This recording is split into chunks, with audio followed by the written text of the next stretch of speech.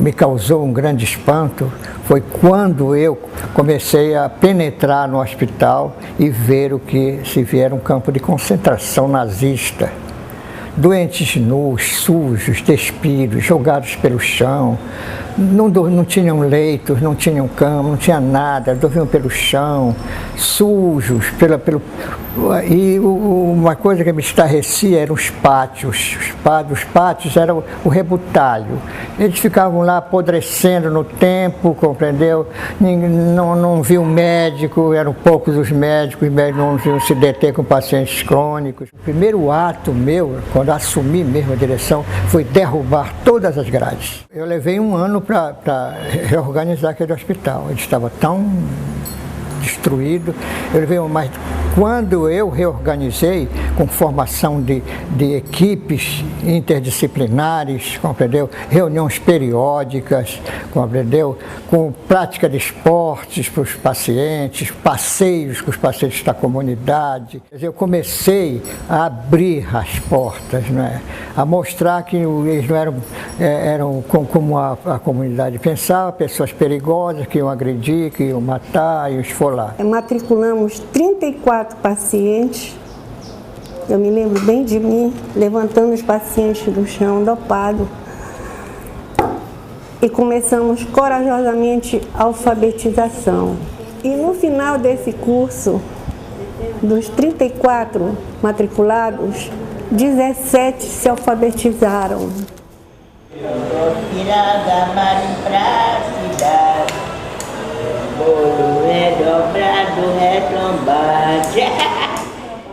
Que muitos dos pacientes que estão hoje aqui residindo aqui, eles estiveram no Juliano Moreira em algum tempo. Nós temos, por exemplo, pacientes que estão aqui há 22 anos, né? E que estiveram lá no Juliano Moreira. Então a gente fala assim, que os pacientes daqui são remanescentes do Juliano Moreira. Hoje a gente tem aqui no CIASPA, né, um conceito de atendimento, de assistência muito diferenciado do que era. Eles participam de várias atividades, né, eles saem daqui, vão para passeio, eles fazem lanche terapêutico. Alguns vão e compram as roupas que eles querem. Aqui dentro mesmo nós temos atividades como oficina de dança, nós temos uma escolinha, né, que tem 2 pacientes que estão aprendendo a ler, a escrever. Isso. Nós temos, por exemplo, oficinas, né, oficinas mais variadas, dentro assim, do que a gente captou de potência, né, de trabalho, né. Então, assim, a gente tem muitos pacientes que bordam, alguns pacientes que confeccionam tapetes, alguns pacientes que pintam.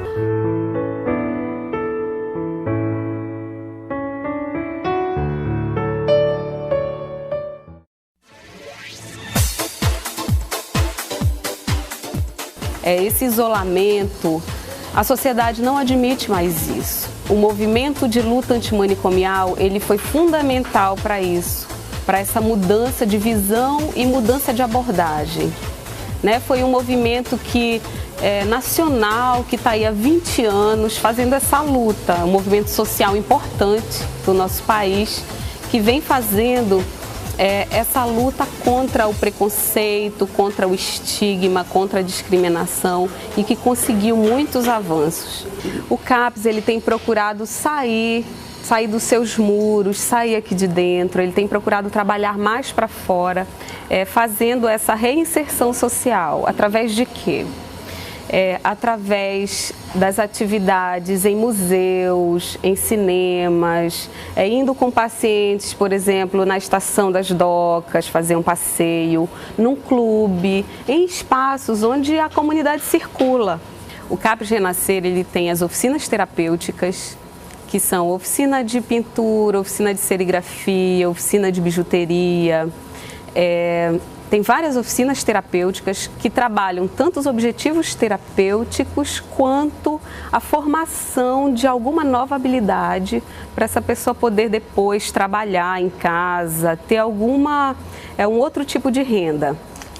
Trabalha também os grupos, grupos de psicoterapia, os grupos de psicomotricidade, e hoje a gente teve uma aquisição muito importante para o CAPS, que é o professor de educação física, que vai trabalhar com as atividades esportivas. Por exemplo, aqui no nosso caso a gente tem uma piscina boa, ele vai começar a fazer atividades de hidroginástica com a nossa clientela.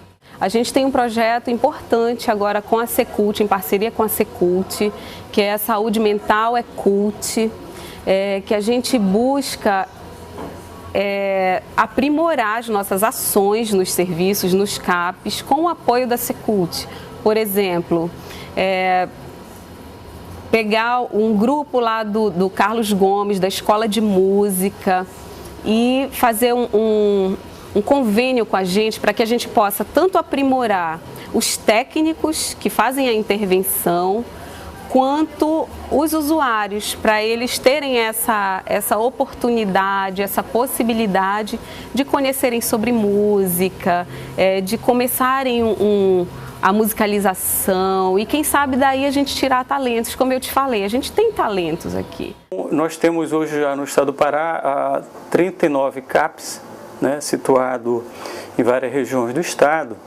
E conseguimos agora uma aprovação muito importante do dia 13 de agosto, que foi aprovar a 5 CAPs 3, que são os CAPs que funcionam 24 horas do dia, os CAPs mais fortes para atenção à crise. Então, isso tem sido um mérito importante na consolidação da política, além de trabalhar com jovens trabalhadores que hoje estão no estado, em função do egresso de uma quantidade considerável de jovens trabalhadores no campo da saúde mental, essa perspectiva de cuidar com cidadania, cuidar em liberdade. Eu acho que esse é o grande desafio. Legitimar essa pessoa, entender que essa pessoa tem uma existência que precisa ser cuidada e pensar que essa existência pode ser cuidada em liberdade e não mais excluída no modelo anterior ao hospital psiquiátrico. A microfilmagem da documentação do Juliano Moreira foi algo essencial. O Juliano Moreira e o seu acervo sofreu como o próprio prédio sofreu. Primeiro, por conta do próprio trâmite do dia a dia, que leva a documentação ao que a gente comumente chama erroneamente de arquivo morto. Todas as instituições vão guardando e esquecendo aquele passado que não é morto. Porque as pessoas que estão ali descritas viveram, sentiram, choraram, e a gente tem que recuperar essa documentação para ter acesso a essa vida do passado.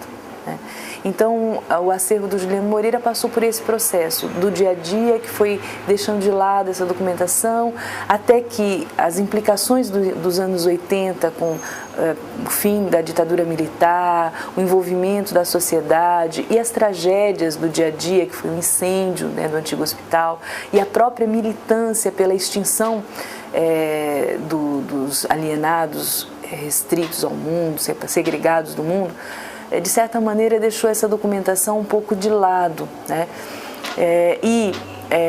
o que acontece no final dos anos 80 é uma tentativa de salvaguardar essa memória.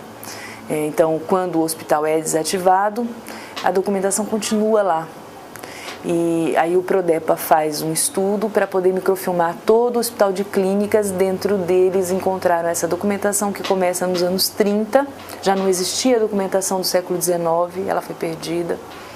e termina nos anos 90, já depois da desativação do hospital, com os remanescentes que foram enviados para outros lugares, aqueles que não podiam ser devolvidos à família.